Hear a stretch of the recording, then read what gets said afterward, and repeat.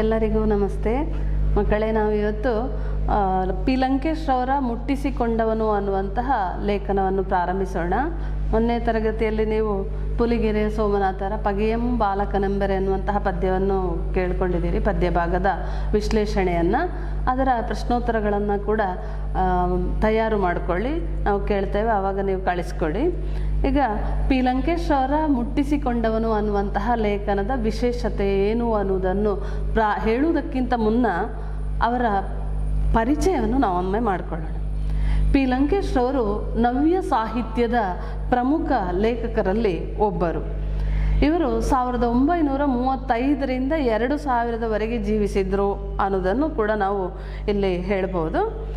ಇವರ ಹುಟ್ಟೂರು ಶಿವಮೊಗ್ಗ ಜಿಲ್ಲೆಯ ಸಮೀಪದ ಕೊನಗವಳ್ಳಿ ಅನ್ನುವಂತಹ ಗ್ರಾಮದಲ್ಲಿ.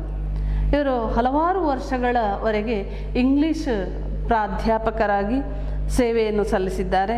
ಅನಂತರ ತಮ್ಮ ವೃತ್ತಿಯನ್ನು ತ್ಯಜಿಸಿ ತಮ್ಮದೇ ಹೆಸರಿನಲ್ಲಿ ಲಂಕೇಶ್ ಪತ್ರಿಕೆ ಅನ್ನುವಂತಹ ಒಂದು ವಾರಪತ್ರಿಕೆಯನ್ನು ಪ್ರಾರಂಭಿಸಿದರು. ಈ ಲಂಕೇಶ್ ಪತ್ರಿಕೆ ಅನ್ನುವಂತಹ ವಾರಪತ್ರಿಕೆ ಇಂದು ಕನ್ನಡ ನಾಡಿನ ಜಾಣೆಯರ ಮನಸ್ಸಿಗೆ ಒಂದು ಲಗ್ಗೆ ಇಟ್ಟಂತಿದೆ ಅನ್ನೋದನ್ನು ಕೂಡ ನಾವು ಹೇಳ್ಬೋದು. ಹಾಗೆಯೇ ನಮ್ಮ ಲಂಕೇಶ್ ಪಿ ಅವರು ಬರೆದಿರುವಂತಹ ಕೃತಿಗಳು ಕೂಡ ಹಲವಾರು ಮಕ್ಕಳೇ. ಅದನ್ನು ಕೇಳ್ಕೊಳ್ಳಿ, ಹೇಳ್ತೇನೆ. ಕೆರೆಯ ನೀರನ್ನು ಕೆರೆಗೆ ಚೆಲ್ಲಿ, ನಾನಲ್ಲ, ಉಮಾಪತಿಯ ಸ್ಕಾಲರ್ಶಿಪ್ ಯಾತ್ರೆ, ಕಲ್ಲು ಕರಗುವ ಸಮಯ ಮತ್ತು ಇತರ ಕಥೆಗಳು, ಉಲ್ಲಂಘನೆ, ಮಂಜು ಕವಿದ ಸಂಜೆ ಮೊದಲಾದ ಕಥಾ ಸಂಕಲನಗಳನ್ನು ಕೂಡ ರಚನೆ ಮಾಡಿದ್ದಾರೆ. ಬಿರುಕು, ಮುತ್ಸಂಜೆಯ ಕಥಾ ಪ್ರಸಂಗ, ಅಕ್ಕ ಮೊದಲಾದ ಕಾದಂಬರಿಗಳನ್ನು, ತಲೆಮಾರು, ಬಿಚ್ಚು ಮೊದಲಾದ ಕವನ ಸಂಕಲನಗಳನ್ನು ಕೂಡ ಇವರು ಪ್ರಕಟಿಸಿದ್ದಾರೆ. ಇವರು ನಾಟಕ ಕ್ಷೇತ್ರದಲ್ಲಿ ವಿಶೇಷವಾಗಿ ಕೆಲಸ ಮಾಡಿದ್ದಾರೆ. ಅವರ ನಾಟಕದ ಕೆಲವು ವಿಚಾರಗಳನ್ನು ಅಂತ ಹೇಳಿದರೆ ಅವರ ಶೀರ್ಷಿಕೆಗಳನ್ನು ಹೇಳ್ತಾ ಇದ್ದೇನೆ.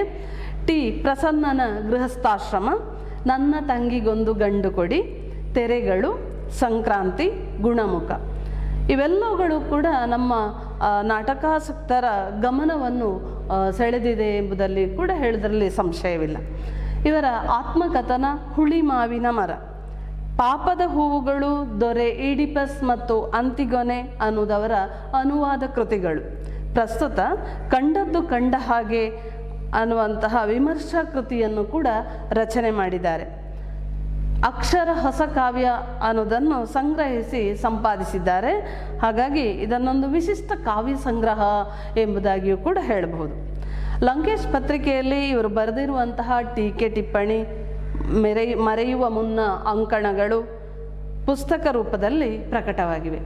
ಪಲ್ಲವಿ, ಅನುರೂಪ, ಎಲ್ಲಿಂದಲೋ ಬಂದವರು ಮೊದಲಾದ ಚಿತ್ರಗಳನ್ನು ಇವರು ನಿರ್ದೇಶಿಸಿದ್ದಾರೆ. ಹಾಗಾಗಿ ಪಲ್ಲವಿ ಅನ್ನುವಂತಹ ಇವರ ಚಿತ್ರ ನಿರ್ದೇಶನಕ್ಕೆ ರಾಷ್ಟ್ರ ಪ್ರಶಸ್ತಿಯು ಕೂಡ ಬಿರುದು ಸಿಕ್ಕಿದೆ ಅನ್ನೋದನ್ನು ನಾವಿಲ್ಲಿ ತಿಳಿಯಪಡಿಸಬಹುದು. 1993ರಲ್ಲಿ ಲಂಕೇಶ್ ಅವರಿಗೆ ಕೇಂದ್ರ ಸಾಹಿತ್ಯ ಅಕಾಡೆಮಿ ಪ್ರಶಸ್ತಿಯು ಕೂಡ ಬಂದಿದೆ.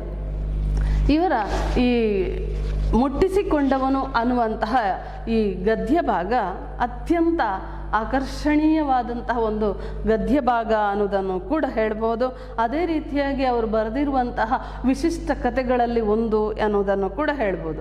ಈ ಕಥೆಯಲ್ಲಿ ಅವರು ಯಾವ ವಿಚಾರಗಳನ್ನು ಅಳವಡಿಸಿದ್ದಾರಂತ ಹೇಳಿದರೆ, ಒಬ್ಬ ವ್ಯಕ್ತಿಯ ಮುಗ್ಧತೆ ಇರ್ಬೋದು, ಸಣ್ಣತನ ಮತ್ತು ಆತನೊಳಗೆ ಹುದುಗಿರುವಂತಹ ಜಾತಿ ಪ್ರಜ್ಞೆ ಇರ್ಬೋದು. ಇವೆಲ್ಲವುಗಳು ಉಂಟು ಮಾಡುವ ನೋವು, ತಳಮಳ, ಸಮಸ್ಯೆ ಇವೆಲ್ಲವುಗಳನ್ನು ಈ ಕಥೆಯಲ್ಲಿ ಒಂದು ತಣ್ಣನೆಯ ಶೈಲಿಯಲ್ಲಿ ನಮಗೆ ಕೊಟ್ಟಿದ್ದಾರೆ ಅಂತ. ವ್ಯಕ್ತಿಯ ಜಾತಿ ಪ್ರಜ್ಞೆ ಇದೆಲ್ಲ, ಅದು ಹುಟ್ಟುಹಾಕುವ ಸಮಸ್ಯೆ, ಅದರ ಜೊತೆಗೆ ಅವಮಾನಗಳು ಇವೆಲ್ಲವುಗಳನ್ನು ಲಂಕೇಶ್ ರವರು ಒಂದು ಮಾನವೀಯ ನೆಲೆಯಲ್ಲಿ ಲೇಖನದಲ್ಲಿ ಬರುವಂತಹ ತಿಮ್ಮಪ್ಪ ವೈದ್ಯನ ಪ್ರಾಮಾಣಿಕತೆಯ ಮೂಲಕ ವಿವರಿಸಿದ್ದಾರೆ. ಹಾಗಾಗಿ ಕಥೆಯ ತೀವ್ರತೆ ಇವೆರಡರ ವೈರುಧ್ಯದಲ್ಲಿಯೇ ಇದೆ ಅನ್ನೋದನ್ನು ಕೂಡ ನಾವು ತಿಳ್ಕೊಳ್ಬೋದು. ಶಿವರಾಮ್ ಕಾರಂತರ ಚೋಮನದುಡಿ ಕಾದಂಬರಿಯನ್ನು ಖಂಡಿತ ನೀವು ಓದಿರ್ಬೋದು, ಓದಿರದಿದ್ದರೆ ಓದ್ಕೊಳ್ಳಿ. ಅಲ್ಲಿ ಬಂದಿರುವಂತಹ ಚೋಮನ ಪಾತ್ರ ಎಷ್ಟೊಂದು ವಿಶಿಷ್ಟವಾದದ್ದು. ಚೋಮ ಅಲ್ಲಿ ದಲಿತ ಒಂದು ಸಮುದಾಯಕ್ಕೆ ಸೇರಿದಂತಹ ವ್ಯಕ್ತಿ. ಆತನ ಬಗ್ಗೆ ಶಿವರಾಮ ಕಾರಂತರು ಬರೆದಿರುವಂತಹ ಕಾದಂಬರಿಯ ವೈಶಿಷ್ಟ್ಯತೆ ಏನು ಅನ್ನೋದನ್ನು ನೀವು ಓದದಿದ್ದರೆ ಖಂಡಿತ ಓದ್ಕೊಳ್ಳಿ ಮಕ್ಕಳೇ, ತಿಳ್ಕೊಳ್ಳಿ. ಹಾಗೆ ಈ ಚೋಮನದುಡಿ ಕಾದಂಬರಿಯ ನಂತರ ಒಂದು ದಲಿತ ಸಂವೇದನೆಯನ್ನು ದಲಿತೇತರನಾದಂತಹ ಪಿ ಲಂಕೇಶ್ ಅವರು ಈ ಮುಟ್ಟಿಸಿಕೊಂಡವನು ಅನ್ನುವಂತಹ ಲೇಖನದಲ್ಲಿ ವಿಶಿಷ್ಟವಾಗಿ ಒಂದು ನೋಡಿದ್ದಾರೆ ಅನ್ನೋದನ್ನು ಕೂಡ ನಾವು ಹೇಳ್ಕೊಳ್ಬೋದು. ಅದೇ ರೀತಿಯಾಗಿ ಈ ಕತೆಗೆ ಒಂದು ರೀತಿಯ ಆಶಯ ಏನಿದೆ ಅನ್ನೋದನ್ನು ಕೂಡ ನಾವು ತಿಳ್ಕೊಳ್ಬೇಕು. ಜಾತಿ ಪದ್ಧತಿ ಇದು ಶತಶತಮಾನಗಳ ಕಾಲದಿಂದಲೂ ಬೆಳೆದು ಬಂದಿರುವಂಥ ಒಂದು ಕ್ರೂರ ಪದ್ಧತಿ ನಮ್ಗೆ ಗೊತ್ತಿದೆ. ಪ್ರತಿಯೊಬ್ಬನಿಗೂ ತನ್ನ ಮನಸ್ಸಿಗೆ ಹಿಂಸೆ ಆಗುವುದು ಅಂತ ಹೇಳಿದರೆ ಜಾತಿ ಪದ್ಧತಿಯನ್ನು ಅವಹೇಳನ ಮಾಡುವಾಗ ಈ ಜಾತಿಯ ಹಿನ್ನೆಲೆಯಲ್ಲಿ ವ್ಯಕ್ತಿಗಳನ್ನು ನೋಡುವಂತಹ ಮೌಢ್ಯ, ಆ ನೆಲೆಯಲ್ಲಿ ನಡೆಯುವಂತಹ ಶೋಷಣೆ ಇನ್ನೂ ಕೂಡ ಹೋಗಿಲ್ಲ. ಗ್ರಾಮೀಣ ಪ್ರದೇಶಗಳಿಗೆ ನಾವು ಭೇಟಿ ಕೊಟ್ಟಾಗ ಅಲ್ಲಿ ಇಂದೂ ಕೂಡ ಇಂತಹ ವ್ಯವಸ್ಥೆಯನ್ನು ನಾವು ಕಾಣ್ಬೋದು ಅಂತ. ಮನುಷ್ಯ ಯಾಕೆ ಮನುಷ್ಯನನ್ನೇ ದೂರ ಇಡಬೇಕು? ಮನುಜ ಜಾತಿ ತಾನೊಂದೇ ಒಲಂ ಎಂಬುದಾಗಿ ಆದಿಕವಿ ಪಂಪ ಹೇಗೆ ನುಡಿದಿದ್ದಾನೋ ಅದೇ ರೀತಿಯಾಗಿ ನಾವೆಲ್ಲರೂ ಯಾಕೆ ಸಮಾನರು ಅಥವಾ ಸಮಾನತಾ ಮನೋಭಾವನೆಯನ್ನು ಕಾಣಬಾರದು ಅನ್ನೋದನ್ನು ಕೂಡ ಹೇಳ್ತಾ ಇದ್ದಾರೆ. ಶಿಕ್ಷಣ ಇರ್ಬೋದು, ನಗರೀಕರಣ ಆಗಿದೆ, ವಿಜ್ಞಾನದ ಬೆಳವಣಿಗೆ ಆಗಿದೆ. ಇವೆಲ್ಲವುಗಳಿಂದಲೂ ನಮ್ಮ ದೇಶ ಜಾತಿ ಪದ್ಧತಿಯಿಂದ ಮುಕ್ತವಾಗದಿರುವುದೇ ಒಂದು ನಮ್ಮ ದುರಂತ ಅಂತ ಹೇಳಬಹುದು. ವ್ಯಕ್ತಿಯ ನಡುವೆ ತಾರತಮ್ಯ ಭಾವಗಳು ಇವೆಲ್ಲವುಗಳು ಕೂಡ ಯಾವಾಗ ಅಳಿದು ಹೋಗ್ತದೆ, ಇನ್ನದು ಮಾನವೀಯವಾಗಿ ಮನುಷ್ಯರನ್ನು ಮಾನವೀಯತೆಯಿಂದ ನೋಡುವಂತಹ ಗುಣ ಯಾವಾಗ ಬರ್ತದೆ ಅನ್ನೋದನ್ನು ಕೂಡ ಇಲ್ಲಿ ಚರ್ಚಿಸಲಾಗಿದೆ. ಅದೇ ರೀತಿಯಾಗಿ ಶರಣರ ಸಂತರ ಸಮಾನತೆಯ ಆಶಯ ನಮ್ಮಲ್ಲಿ ಸಾಕಾರಗೊಳ್ಳಬೇಕು ಅನ್ನೋದನ್ನು ಕೂಡ ಈ ಗದ್ಯ ಭಾಗ ತಿಳಿಯಪಡಿಸ್ತದೆ. ಬದಲಾವಣೆಗಾಗಿ ನಾವು ಹಂಬಲಿಸ್ತಾ ಇದ್ವಿ, ಹೌದಾ ಅಲ್ವ? ಆದರೆ ಈ ಬದಲಾವಣೆಗಾಗಿ ಹಂಬಲಿಸುತ್ತಿರುವಂಥ ನಾವು ಸಮಾಜಕ್ಕೆ ಬಿಡುಗಡೆಯ ದಾರಿಯನ್ನು ಕೂಡ ತೋರಿಸಬೇಕು. ಆ ದಿಕ್ಕಿನಲ್ಲಿ ಈ ಕತೆ ಮುಖ್ಯ ಹೆಜ್ಜೆಯನ್ನು ಕೂಡ ಇಟ್ಟಿದೆ. ಲಂಕೇಶರು ನಿಜವಾದ ಅರ್ಥದಲ್ಲಿ ಹೇಳುವುದಾದರೆ ಅವರೊಬ್ಬರು ವಿಸ್ಮಯದ ಸೃಷ್ಟಿಕರ್ತ ಎಂಬುದಾಗಿ ಹೇಳ್ಬೋದು. ಯಾವುದೇ ಪೀಡನೆ ಇರ್ಬೋದು, ಹಿಂಸೆಗಳಿರ್ಬೋದು, ಅವೆಲ್ಲವುಗಳನ್ನು ನಿಕಷವಾಗಿ ಹಾಗೂ ತಂತ್ರವಿಧಾನವಾಗಿ ಬಳಸಿದ್ದಾರೆ. ವ್ಯಕ್ತಿಯ ಗೋಸುಂಬೆತನವನ್ನು ಅಥವಾ ಪ್ರಜ್ಞಾಸ್ತರದಲ್ಲಿ ಆ ವ್ಯಕ್ತಿಯು ಗುರುತಿಸಿಕೊಂಡಿರಲಾರದ ಅನುಭವದ ಬಿರುಕನ್ನು ಅಲ್ಪತೆಯನ್ನು ಒಂದೊಂದೇ ಪದರದಲ್ಲಿ ಬಿಚ್ಚುತ್ತಾ ಹೋಗ್ತಾ ಒಳಗಿನ ಸತ್ಯವನ್ನು ಅದರ ನಗ್ನತೆಯಲ್ಲಿ ತೋರಿಸಿಕೊಟ್ಟಿದ್ದಾರೆ. ಅಂತಹ ಒಂದು ವಿಶಿಷ್ಟವಾದಂಥ ಶಕ್ತಿಯನ್ನು ಪಿ ಲಂಕೇಶ್ ಅವರು ಹೊಂದಿಕೊಂಡಿದ್ದಾರೆ. ವರ್ತಮಾನದ ಘಟನೆ ಮತ್ತು ವ್ಯಕ್ತಿ ಮುಖಾಮುಖಿಯಾಗುವಲ್ಲಿ ನಿಜ ತೆರೆದುಕೊಳ್ಳುವುದು ಹೇಗೆ ಎನ್ನುವಂತಹ ತಿಳುವಳಿಕೆಯನ್ನು ಈ ಕತೆ ನಮಗೆ ಬಿಂಬಿಸ್ತದೆ. ಇಲ್ಲಿ ವಿಶೇಷವಾಗಿ ನಮಗೆ ಯಾರು ಸಿಗ್ತಾರೆ ಅಂತ ಹೇಳಿದರೆ ಒಬ್ಬ ಸಮಾಜದಲ್ಲಿರುವಂತಹ ಶ್ರೇಷ್ಠ ವರ್ಗ ಮತ್ತು ಸಮಾಜದಲ್ಲಿರುವಂತಹ ಕೆಳವರ್ಗ, ಅವರ ನಡುವೆ ನಡೆದಂತಹ ಒಂದು ವಿಶೇಷತೆ ಏನು, ಜಾತಿಯ ಬಗ್ಗೆ ಇರ್ಬೋದು ಅಥವಾ ಮಾತಿನ ಬಗ್ಗೆ ಇರ್ಬೋದು ಅಥವಾ ಮುಟ್ಟಿಸಿಕೊಳ್ಳುವ ಬಗ್ಗೆ ಇರ್ಬೋದು, ಎಲ್ಲ ವಿಚಾರಗಳನ್ನು ನಮಗೆ ತಿಳಿಯಪಡಿಸಿದೆ. ಹಾಗಾಗಿ ಇಲ್ಲಿ ಬರುವಂತಹ ಪಾತ್ರಗಳು ಗಮನಿಸಿಕೊಳ್ಳಿ ಮಕ್ಕಳೇ. ಈ ಗದ್ಯ ಭಾಗದಲ್ಲಿ ಬಸಲಿಂಗ ಅನ್ನುವ ಒಬ್ಬ ಸಮಾಜದಲ್ಲಿರುವಂತಹ ಶ್ರೇಷ್ಠ ವರ್ಗಕ್ಕೆ ಸೇರಿದವ, ಅವನ ಹೆಂಡತಿ ಸಿದ್ಲಿಂಗಿ. ಅದೇ ರೀತಿಯಾಗಿ ಸಮಾಜದ ಅತ್ಯಂತ ಕೆಳಸ್ತರದಲ್ಲಿರುವಂತಹ ಡಾಕ್ಟರ್ ತಿಮ್ಮಪ್ಪ ವೈದ್ಯ, ಇವ ಸರಕಾರಿ ಉದ್ಯೋಗಿ ಕೂಡ ಆಗಿರ್ತಾನೆ. ಇಂತಹ ಒಂದು ಪಾತ್ರಗಳು ನಮಗೆ ಕಂಡು ಬರ್ತದೆ. ಈ ಪಾತ್ರಗಳ ನಡುವೆ ಅವರವರ ಒಳಗೆ ಉಂಟಾದಂತಹ ವಿಭಿನ್ನ ಮನೋಭಾವನೆಗಳು ಕೂಡ ನಮಗೆ ತಿಳಿಯಪಡಿಸ್ತದೆ, ನಮಗೆ ಸಿಗ್ತಾ ಇರ್ತದೆ. ಇಲ್ಲಿ ಬಸಲಿಂಗ ಒಬ್ಬ ಸಮಾಜದಲ್ಲಿರುವಂತಹ ಮೇಲ್ವರ್ಗದ ವ್ಯಕ್ತಿಯಾಗಿರ್ಬೋದು, ಆದರೆ ಅವನು ತುಂಬ ಮುಗ್ಧ ಮನೋಭಾವದವನು. ಬಸಲಿಂಗ ಬಹಳ ಮುಗ್ಧ ಮನೋಭಾವದ ವ್ಯಕ್ತಿಯಾಗಿದ್ದ. ಆದರೆ ಅವನು ಸಮಾಜದಲ್ಲಿರುವಂತಹ ತನ್ನ ವರ್ಗದವರಿಂದ ತನಗೆ ಏನಾದರೂ ತೊಂದರೆಯಾಗಬಹುದು ಅನ್ನುವಂತಹ ಭಾವನೆಯನ್ನು ಕೂಡ ಇಟ್ಟುಕೊಂಡಿದ್ದ.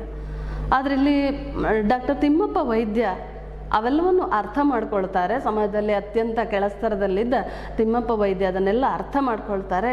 ಆದರೆ ಏನನ್ನೂ ಪ್ರತಿಕ್ರಿಯೆಗಳನ್ನು ನೀಡ್ತಾರೆ. ಬಸಲಿಂಗನ ಮುಗ್ಧ ಸ್ವಭಾವ ಅವರಿಗೆ ತುಂಬ ಹಿಡಿಸಿರ್ತದೆ.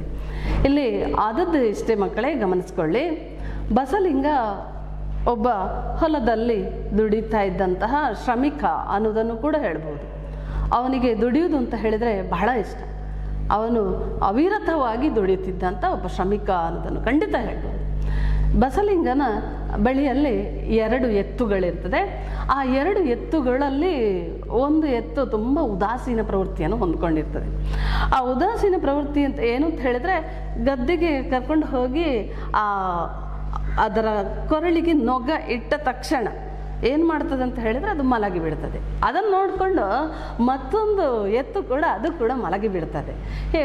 ಉದಾಸೀನ ಪ್ರವೃತ್ತಿಯನ್ನು ಇಟ್ಟುಕೊಂಡಿರ್ತದೆ. ಆಗ ಬಸಲಿಂಗನಿಗೆ ಚಿಂತೆ ಆಗ್ತದೆ, ಏನು ಮಾಡೋದು? ಈ ಎತ್ತುಗಳನ್ನು ವಿನಿಮಯ ಮಾಡಿಕೊಳ್ಳಬೇಕು ಅಥವಾ ಅದಲು ಬದಲು ಮಾಡಿಕೊಳ್ಬೇಕು ಎಂಬುದನ್ನು ಯೋಚಿಸ್ತಾನೆ. ಅವನಿಗೆ ರಾತ್ರಿ ಇಡೀ ಒಂದು ರೀತಿ ನಿದ್ದೆ ಬರೋದಿಲ್ಲ. ಹೀಗೆ ಚಿಂತೆ ಅತಿಯಾದಾಗ ಮನುಷ್ಯನ ಮನಸ್ಸಿನಲ್ಲಿ ಏನೆಲ್ಲ ಬದಲಾವಣೆಗಳು ಆಗ್ತಾ ಇರ್ತದೆ ಅನ್ನೋದನ್ನು ಕೂಡ ನಾವು ಗಮನಿಸ್ಕೊಳ್ಬೋದು. ಇವನಿಗೆ ಸುಳ್ಳು ಹೇಳಲಿಕ್ಕೆ ಬರೋದಿಲ್ಲ. ಸುಳ್ಳು ಹೇಳಬೇಕು ಅಂತ ಯೋಚಿಸ್ತಾನೆ, ಆದರೆ ಅವನಿಗೆ ಸುಳ್ಳು ಹೇಳುವ ಅಭ್ಯಾಸವೆಲ್ಲ, ಪ್ರಾಮಾಣಿಕತೆ ಕೂಡ ಆತನಲ್ಲಿ ಇತ್ತು, ಸತ್ಯ ಸಂಧ ಆಗಿದ್ದ ಕೂಡ. ಆದ ಕಾರಣ ಅವನಿಗೆ ಸುಳ್ಳು ಹೇಳಲಿಕ್ಕೆ ಬರದ ಕಾರಣ ಅವನು ಯೋಚಿಸ್ತಾ ಒಂದು ದಿನ ಏನಾಗ್ತು ಅಂತ ಹೇಳಿದ ಹಾಗೆ ಆತನ ಎಡಕಣ್ಣಿನಲ್ಲಿ ಇದ್ದಕ್ಕಿದ್ದ ಹಾಗೆ ನೋವು ಕಾಣಿಸ್ಕೊಳ್ಳುತ್ತೆ. ಹಾಗಾಗಿ ಅತಿಯಾದ ಚಿಂತೆ ಒಳ್ಳೆಯದಲ್ಲ ಅನ್ನೋದನ್ನು ನಾವಿಲ್ಲಿ ಖಂಡಿತ ತಿಳ್ಕೊಳ್ಬೋದು. ಅದೇ ಸಮಯಕ್ಕೆ ಏನಾಯಿತು ಅಂತ ಹೇಳಿದರೆ, ಆತನ ಮಗನಿಗೆ ಮೈಯಲ್ಲಿ ಹುಷಾರಿರೋದಿಲ್ಲ, ಆತನಿಗೆ ಕೆಮ್ಮು ಬರ್ತಾ ಇರ್ತದೆ. ಹೆಂಡತಿ ಸಿದ್ಲಿಂಗಿ ಹೇಳ್ತಾಳೆ, ಶಿವನೂರು ಮಠದ ಸ್ವಾಮಿಗಳಿಗೆ ತೋರಿಸಿ ಮಗುವಿನ ಕಾಯಿಲೆ ವಾಸಿ ಆಗ್ತಾ ಇಲ್ಲ ಅಂತ. ಅದನ್ನು ಈತನಿಗೆ ಗಮನ ಹರಿಸಲಿಕ್ಕೆ ಅಥವಾ ಲೆಕ್ಕಿಸಲಿಕ್ಕೆ ಸಾಧ್ಯವಾಗುವುದಿಲ್ಲ. ಯಾಕಂತ ಹೇಳಿದರೆ, ಒಂದು ಕಡೆಯಲ್ಲಿ ಈತನ ಎಡಗಣ್ಣಿನ ನೋವು ವಿಪರೀತ ಆಗ್ತಾನೇ ಇದೆ. ಏನು ಮಾಡೋದು ಅನ್ನುವಂತಹ ಚಿಂತೆ ಆತನನ್ನು ಕಾಡ್ತಾನೇ ಇರ್ತದೆ. ಇಂತಹ ಸಂದರ್ಭದಲ್ಲಿ ಆತ ಪ್ರಾರಂಭಕ್ಕೆ ಯೋಚಿಸ್ತಾನೆ, ಇದು ಕಣ್ಣು ಬೇನೆ ಇರಬಹುದು ಎಂಬುದಾಗಿ ಯೋಚಿಸ್ಕೊಳ್ತಾನೆ. ಆದರೂ ಕಣ್ಣು ಕೆಂಪಾಗಲಿಲ್ಲ. ಯಾಕೆ ಇಷ್ಟೆಲ್ಲ ಕಣ್ಣಿನ ಸುತ್ತ ತನಗೆ ನೋವು ಹೆಚ್ಚಾಗ್ತಾ ಇದೆ ಎಂಬುದಾಗಿ ಯೋಚಿಸ್ತಾನೆ. ಅದೇ ರೀತಿಯಾಗಿ ಕೊನೆಗೆ ಏನು ಮಾಡ್ತಾನೆ ಅಂತ ಹೇಳಿದರೆ, ಆತನ ಯಾವತ್ತು ತೋರಿಸುವಂತಹ ವೈದ್ಯರಿಗೆ ತೋರಿಸಿಬಿಡ್ತಾನೆ. ಆಗ ಅವರು ಅದಕ್ಕೆ ಕೆಲವು ಲೇಹ್ಯಗಳನ್ನೆಲ್ಲ ಕೊಡ್ತಾರೆ. ಅವನಿಗೆ ಕೆಲವು ಧೈರ್ಯದ ಮಾತುಗಳನ್ನು ಕೂಡ ಹೇಳ್ತಾ ಇರ್ತಾರೆ. ಅದನ್ನೇ ನಂಬಿಕೊಂಡು ತನ್ನ ಕಣ್ಣಿನ ನೋವು ಕಡಿಮೆ ಆಗಬಹುದು ಎಂಬುದನ್ನು ಯೋಚಿಸ್ತಾನೆ ಬಸಲಿಂಗ. ಉಪ್ಪಿನ ಕಾವು ಕೊಡ್ತಾನೆ, ವೈದ್ಯರು ಹೇಳಿದ ಹಾಗೆ ಬಟ್ಟೆಯ ಕಾವು ಕಣ್ಣಿಗೆ ಕೊಡ್ತಾನೆ. ಆದರೆ ಕಣ್ಣಿನ ನೋವು ಕಡಿಮೆ ಆಗಲಿಲ್ಲ. ದಿನದಿಂದ ದಿನಕ್ಕೆ ಆತನ ಕಣ್ಣಿನ ಮಂದಸ್ಥಿತಿ ಹೆಚ್ಚಾಗ್ತಾ ಹೋಯಿತು. ಆದರೆ ಹೆಂಡತಿಗೆ ಇವನು ಈ ರೀತಿಯಾಗಿ ಹೇಳಿದರೂ ನಂಬಿಕೆ ಇರಲಿಲ್ಲ. ಅಂಥ ಸಂದರ್ಭದಲ್ಲಿ ಅವನಿಗೆ ಅಸಹಾಯಕತೆ ಶುರುವಾಯಿತು. ಯಾವುದೇ ಒಬ್ಬ ಮನುಷ್ಯನಿಗೆ ತನ್ನ ಹತ್ತಿರದಲ್ಲಿದ್ದವರು ಸ್ಪಂದಿಸಿದರೆ ಮಾತ್ರ ಆತ ತನ್ನ ಬದುಕಿನಲ್ಲಿ ಉಲ್ಲಾಸವನ್ನು ಕಾಣಲಿಕ್ಕೆ ಸಾಧ್ಯ. ಆದರೆ ಇಲ್ಲಿ ಬಸಲಿಂಗನಿಗೆ ಆತನ ಹೆಂಡತಿ ಒಂದು ರೀತಿಯ ನಂಬಿಕೆಯನ್ನು ತೋರಿಸದ ಕಾರಣ ಆತನ ಬದುಕಿನಲ್ಲಿ ಅಸಹಾಯಕತೆ ಉಂಟಾಯಿತು ಅನ್ನೋದನ್ನು ಕೂಡ ನಾವು ಹೇಳ್ಬೋದು. ಇಂತಹ ಸಂದರ್ಭದಲ್ಲಿ ಅವನಿಗೆ ಹೊಲ ಇರ್ಬೋದು, ಮಗುವಿನ ಆರೋಗ್ಯ ಪರಿಸ್ಥಿತಿ ಇರಬಹುದು, ಇವೆಲ್ಲವುಗಳು ಕೂಡ ಅಲ್ಪವಾಗಿ ಕಾಣಿಸ್ತೊಡಗಿತ್ತು. ಅವನ ಕಣ್ಣಿನ ನೋವೇ ಅವನಿಗೆ ಹೆಚ್ಚಾಯಿತು. ಔಷಧಿ ಮಾಡಿದರೂ ಅವನ ಕಣ್ಣಿನ ನೋವು ಕಡಿಮೆ ಆಗಲಿಲ್ಲ. ಆ ಸಂದರ್ಭದಲ್ಲಿ ಆತನಿಗೆ ಯಾರೋ ಒಬ್ಬರು ಹೇಳಿದರು, ಸರ್ಕಾರಿ ಆಸ್ಪತ್ರೆಯ ಡಾಕ್ಟರ್ ತಿಮ್ಮಪ್ಪ ಇದ್ದಾರೆ, ಅವರಿಗೆ ತೋರಿಸ್ಬೋದು, ಒಳ್ಳೆಯ ವೈದ್ಯ ಹಾಗೆ ಹೀಗೆ ಅಂತ. ಆದರೆ ಯಾವ ರೀತಿಯ ನಂಬಿಕೆ ಇತ್ತು ಸಮಾಜದಲ್ಲಿರುವಂಥ ಮೇಲ್ವರ್ಗದವರಿಗೆ ಅಂತ ಹೇಳಿದರೆ, ಸರ್ಕಾರಿ ಆಸ್ಪತ್ರೆಗೆ ಹೋಗೋರು ದಿಕ್ಕು ದೆಸೆ ಇಲ್ಲದವರು ಅಂತ ಹೇಳಿದರೆ, ಯಾವುದೇ ರೀತಿಯ ಆರ್ಥಿಕ ಪರಿಸ್ಥಿತಿ ಚೆನ್ನಾಗಿಲ್ಲದವರು ಅಲ್ಲಿಗೆ ಹೋಗೋದು ಅನ್ನುವಂತಹ ನಂಬಿಕೆ ಇತ್ತು. ಆದರೂ ಈ ಬಸಲಿಂಗ ಅವೆಲ್ಲವುಗಳನ್ನು ಲೆಕ್ಕಿಸದೆ ಕೊನೆಗೆ ಏನು ಮಾಡ್ತಾನಂತ ಹೇಳಿದರೆ, ಡಾಕ್ಟರ್ ತಿಮ್ಮಪ್ಪ ವೈದ್ಯನ ಬಳಿಗೆ ಹೋಗ್ತಾರೆ. ಡಾಕ್ಟರ್ ತಿಮ್ಮಪ್ಪ ವೈದ್ಯ ಯಾವತ್ತೂ ರೆಸ್ಟ್ ಇಲ್ಲದ, ಬಿಡುವು ಇಲ್ಲದ, ವಿಶ್ರಾಂತಿ ಇಲ್ಲದಂತಹ ವೈದ್ಯರು. ಯಾಕಂತ ಹೇಳಿದರೆ ಸರ್ಕಾರಿ ಆಸ್ಪತ್ರೆ ಎಲ್ರಿಗೂ ಗೊತ್ತೇ ಇದೆ, ಅಲ್ಲಿ ಸಾಮಾನ್ಯವಾಗಿ ಬಡವರ್ಗದವರು ಬಂದೇ ಬರ್ತಾರೆ, ಔಷಧಿ ಕೂಡ ಉಚಿತವಾಗಿ ಸಿಗ್ತದೆ. ಈ ನಿಟ್ಟಿನಿಂದ ಅವನಿಗೆ ಯಾವತ್ತೂ ಬಿಡುವೇ ಇರಲಿಲ್ಲ. ಅಂಥ ಸಂದರ್ಭದಲ್ಲಿ ನಮ್ಮ ಈ ಬಸಲಿಂಗ ಕೂಡ ಅಲ್ಲಿಗೆ ಹೋಗಿರ್ತಾನೆ. ಅವನ ಕಣ್ಣಿನ ನೋವೊಮ್ಮೆ ಕಡಿಮೆ ಆದರೆ ಸಾಕು ಎಂಬುದಾಗಿ ಅವನಿಗೆ ಅನ್ನಿಸ್ತು. ಹಾಗಾಗಿ ಅವನ ಸರದಿ ಬಂದಾಗ ವೈದ್ಯರ ಬಳಿಗೆ ಹೋಗ್ತಾನೆ. ಬಳಿಗೆ ಹೋದಾಗ ತನ್ನ ಕಷ್ಟಗಳನ್ನೆಲ್ಲ ಒಟ್ಟಿಗೆ ಹೇಳ್ಕೊಳ್ತಾನೆ. ತನ್ನ ಮಲಗುವ ಎತ್ತುಗಳಿಂದ ಹಿಡಿದು ತನ್ನ ನೋವು ಇರ್ಬೋದು, ತನ್ನ ನಿದ್ರೆ ಇರ್ಬೋದು, ಇವೆಲ್ಲ ತನಗೆ ಎಷ್ಟೆಲ್ಲ ತೊಂದರೆಯಾಗಿದೆ ಅನ್ನೋದನ್ನು ಹೇಳಿಬಿಡ್ತಾನೆ. ಅಂತಹ ಸಂದರ್ಭದಲ್ಲಿ ತಿಮ್ಮಪ್ಪನಿಗೆ ಈ ಬಸಲಿಂಗ ಒಬ್ಬ ಮುಗ್ಧ ಜೀವಿಯ ಹಾಗೆ ಕಾಣಿಸ್ತಾನೆ. ತಿಮ್ಮಪ್ಪ ಈ ಬಸಲಿಂಗರವರನ್ನು ಪರೀಕ್ಷೆ ಮಾಡ್ತಾರೆ. ತನ್ನ ಸೂಟಿಯಾದ ಬೆರಳುಗಳಿಂದ, ವಿಶ್ವಾಸ ತುಂಬಿದ ಮಾತುಗಳಿಂದ, ಆ ವೈದ್ಯ ಬಸಲಿಂಗನನ್ನು ಚೆನ್ನಾಗಿ ಪರೀಕ್ಷೆ ಮಾಡ್ತಾನೆ. ಪರೀಕ್ಷೆ ಮಾಡಿದಂತಹ ಸಂದರ್ಭದಲ್ಲಿ ಬಸಲಿಂಗನಿಗೆ ಡಾಕ್ಟರ್ ತಿಮ್ಮಪ್ಪ ವೈದ್ಯ ಹೇಳ್ತಾರೆ, ನಿನ್ನ ಕಣ್ಣು ಸರಿ ಹೋಗುತ್ತೆ, ಆದರೆ ಆಪರೇಷನ್ ಆಗಬೇಕು, ಪರವಾಗಿಲ್ವಾ ಅಂತ ಕೇಳ್ತಾರೆ. ಖಂಡಿತ ಸರಿ ಹೋಗುತ್ತಾ ಎನ್ನುವಂತಹ ರೀತಿಯಲ್ಲಿ ಬಸಲಿಂಗ ಯಾರನ್ನು ನೋಡ್ತಾ ಇರ್ತಾನೆ ಅಂತ ಹೇಳಿದರೆ ಡಾಕ್ಟರ್ ತಿಮ್ಮಪ್ಪ ವೈದ್ಯನನ್ನೇ ನೋಡ್ತಾ ಇರ್ತಾರೆ. ಆಗ ತಿಮ್ಮಪ್ಪ ಇವನ ಬಗ್ಗೆ ಬಹಳ ಪ್ರೀತಿ ಮತ್ತು ವಿಶ್ವಾಸವನ್ನಿಟ್ಕೊಂಡೇ ಮಾತಾಡ್ತಾ ಇರ್ತಾರೆ. ಆದರೆ ಈ ಬಸಲಿಂಗನಿಗೆ ಇದನ್ನು ತನ್ನ ಮನಸ್ಸಿನಲ್ಲಿ ಇಟ್ಟುಕೊಂಡ ಸಿದ್ಲಿಂಗಿ ಕೇಳಿದಾಗ ಡಾಕ್ಟರ್ ಹೆಸರನ್ನು ಮಾತ್ರ ಹೇಳಿದ.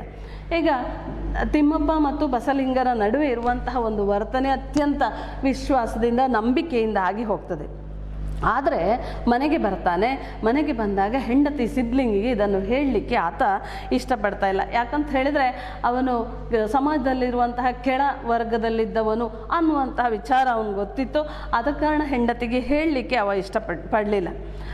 ಹೀಗಾಗಿ ಅವನು ವೈದ್ಯರು ಹೇಳಿದಂತಹ ಮಾತುಗಳನ್ನು ಕೇಳಿಕೊಳ್ತಾನೆ. ಅವನು ಪ್ರತಿನಿತ್ಯ ಮಾಡುವಂತಹ ಕೆಲಸಗಳನ್ನು ಮಾಡ್ತಾನೆ. ಅನಂತರ ಆಸ್ಪತ್ರೆಗೆ ಹೋಗ್ತಾನೆ. ಆಸ್ಪತ್ರೆಗೆ ಹೋದಂತಹ ಸಂದರ್ಭದಲ್ಲಿ ಈ ತಿಮ್ಮಪ್ಪ ವೈದ್ಯರು ಬಸಲಿಂಗನಿಗೆ ಏನೋ ಆಪರೇಷನ್ ಮಾಡಿ ಮುಗಿಸ್ತಾರೆ. ಅವನ ಕೈ ಹಿಡ್ಕೊಂಡು ಹೇಳಿದರು, ನೋಡು, ಇದು ಅತ್ಯಂತ ಸೂಕ್ಷ್ಮವಾದಂಥ ಶಸ್ತ್ರಚಿಕಿತ್ಸೆ. ನೀನು 2 ವಾರ ತಲೆಗೆ ನೀರನ್ನು ಸೋಂಕಿಸಲೇಬಾರದು ಎಂಬುದಾಗಿ ಕೂಡ ಹೇಳಿದರು. ನೀರು ಬಿದ್ದರೆ ನಿನ್ನ ಕಣ್ಣು ಕೆಟ್ಟು ಹೋಗುವ ಅಪಾಯ ಇದೆ, ಇದನ್ನು ಸರಿಯಾಗಿ ನೆನಪಿಟ್ಟುಕೋ ಎಂಬುದಾಗಿ ಬಸಲಿಂಗನಿಗೆ ಡಾಕ್ಟರ್ ತಿಮ್ಮಪ್ಪ ವೈದ್ಯ ಹೇಳಿದರು. ಇದನ್ನು ಸರಿಯಾಗಿ ಕೇಳಿಸಿಕೊಂಡಂತಹ ಡಾಕ್ಟರ್ ತಿಮ್ಮಪ್ಪ ವೈದ್ಯ ಸರಿಯಾಗಿ ಕೇಳಿಕೊಂಡಿರುವಂತಹ ಬಸಲಿಂಗ ಏನು ಮಾಡ್ತಾನಂತ ಹೇಳಿದರೆ ಮನೆಗೆ ಬರ್ತಾನೆ. ಮನೆಗೆ ಬಂದಂತಹ ಈ ಬಸಲಿಂಗ ತನ್ನ ಹೆಂಡತಿಯಲ್ಲಿ ಹೇಳುವುದಿಲ್ಲ. ಹೆಂಡತಿಗೆ ಅದರ ವಿಷಯ ಯಾರಿಂದಲೋ ಸಿಕ್ಕಿರ್ತದೆ. ಯಾರಿಂದಲೋ ವಿಷಯ ಸಿಕ್ಕಿರುವಂತಹ ಸಂದರ್ಭದಲ್ಲಿ ಅವಳು ಅವನಲ್ಲಿ ಕೇಳ್ತಾರೆ. ಕೇಳುವ ಸಂದರ್ಭದಲ್ಲಿ ನಿನಗಿದು ವಿಷಯ ಹೇಗೆ ಗೊತ್ತಾಯಿತು ಅನ್ನುವಂಥ ಒಂದು ಚಿಂತೆಯಲ್ಲಿ ಇರ್ತಾನೆ. ಅದರ ಜೊತೆಗೆ ಹೇಳ್ತಾನೆ, ನೀನು ಇದನ್ನು ಯಾರಲ್ಲೂ ಹೇಳಬೇಡ. ಯಾಕಂತ ಹೇಳಿದರೆ ಸಮಾಜದಲ್ಲಿರುವಂಥ ಅತ್ಯಂತ ಶ್ರೇಷ್ಠ ವರ್ಗದವರಾದಂತಹ ನಾವು ಈ ವಿಷಯವನ್ನು ಹೇಳಿಬಿಟ್ರೆ ನಮ್ಮನ್ನು ಆ ವರ್ಗದವರು ಮತ್ತೆ ಸೇರಿಸ್ಕೊಳ್ಳಿಕ್ಕಿಲ್ಲ ಅಂತ. ಹಾಗಾಗಿ ಆ ವಿಷಯವನ್ನು ವೈದ್ಯನ ಬಳಿಗೆ ಹೋದಂಥ ವಿಷಯವನ್ನು ತನ್ನಲ್ಲೇ ಬಚ್ಚಿಟ್ಟುಕೊಳ್ಳುವಂಥ ಅಥವಾ ತಮ್ಮಲ್ಲೇ ಬಚ್ಚಿಟ್ಟುಕೊಳ್ಳುವಂಥ ವಿಚಾರವನ್ನು ಕೂಡ ಅವರಿಬ್ಬರು ಮಾಡ್ತಾರೆ. ಸೂತಕವನ್ನು ಪರಿಹರಿಸುವುದಕ್ಕೋಸ್ಕರ ಬಸಲಿಂಗ ಮೈ ತೊಳೆದುಕೊಳ್ಬೇಕು ಅಂತ ಹೇಳ್ತಾಳೆ ಅವಳು. ಅದೇ ರೀತಿಯಾಗಿ ಮೈ ತೊಳೆದುಕೊಳ್ತಾನೆ. ಆದರೆ ಈ ಸಿದ್ಲಿಂಗಿ ಏನು ಮಾಡ್ತಾಳೆ, ಹೆಂಡತಿ ಸಿದ್ಲಿಂಗಿ ಏನು ಮಾಡ್ತಾಳೆ ಅಂತ ಹೇಳಿದರೆ ಅವನ ತಲೆಗೆ ಕಣ್ಣು ನೆನೆಯದ ಹಾಗೆ ಸ್ನಾನ ಮಾಡಿಸ್ತಾಳೆ. ಎಷ್ಟಾದರೂ ತಲೆಗೆ ಸ್ನಾನ ಮಾಡಿಸಿದಾಗ ಕಣ್ಣಿಗೆ ಸ್ವಲ್ಪ ಆದರೂ ನೀರು ಬರದೇ ಇರ್ತದೆ ಮಕ್ಕಳೇ, ನೀರು ಬಂದೇ ಬರ್ತದೆ. ಈ ಸಿದ್ಲಿಂಗಿ ಅವನಿಗೆ ಕಣ್ಣು ಮಾತ್ರ ನೆನೆಯದ ಹಾಗೆ ಬಿಸಿ ಬಿಸಿ ನೀರು ಹೊಯ್ದು ಸ್ನಾನವನ್ನು ಮಾಡಿಸಿದ್ಲು.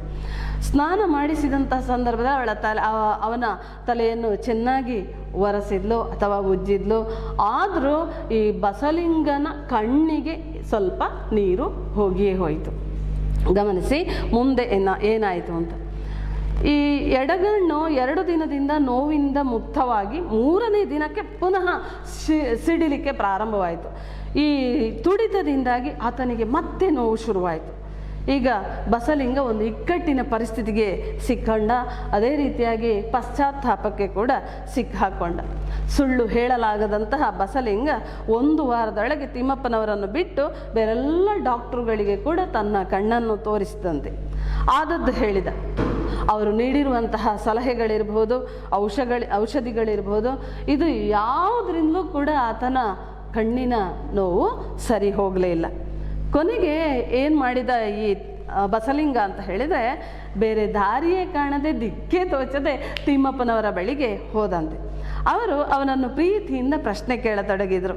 ಆಗ ಅವನು ಅದಕ್ಕೆ ಉತ್ತರಿಸಲಿಕ್ಕೆ ಸಿದ್ಧನಾಗಲಿಲ್ಲ. ಮತ್ತೆ ಹೇಳತೊಡಗಿದ, ತಾನು ತನ್ನ ತಲೆಗೆ ನೀರನ್ನು ಸೋಂಕಿಸಿಯೇ ಇಲ್ಲ ಎಂಬುದಾಗಿ ಸುಳ್ಳು ಹೇಳಿದ. ನಾನು ಪ್ರಾರಂಭಕ್ಕೆ ಹೇಳಿದ್ದೇನೆ, ಬಸಲಿಂಗನಿಗೆ ಸುಳ್ಳು ಹೇಳಲಿಕ್ಕೆ ಬರುವುದಿಲ್ಲ ಅಂತ, ಅವ ಮುಗ್ಧ ಅಂತ. ಹೌದು, ಆದರೆ ಈಗ ಅವನು ಇನ್ನೊಬ್ಬರ ಮಾತಿಗೆ ಮಣಿದು ಇಂತಹ ಒಂದು ಸುಳ್ಳನ್ನು ಹೇಳ್ತಾ ಇರ್ತಾನೆ.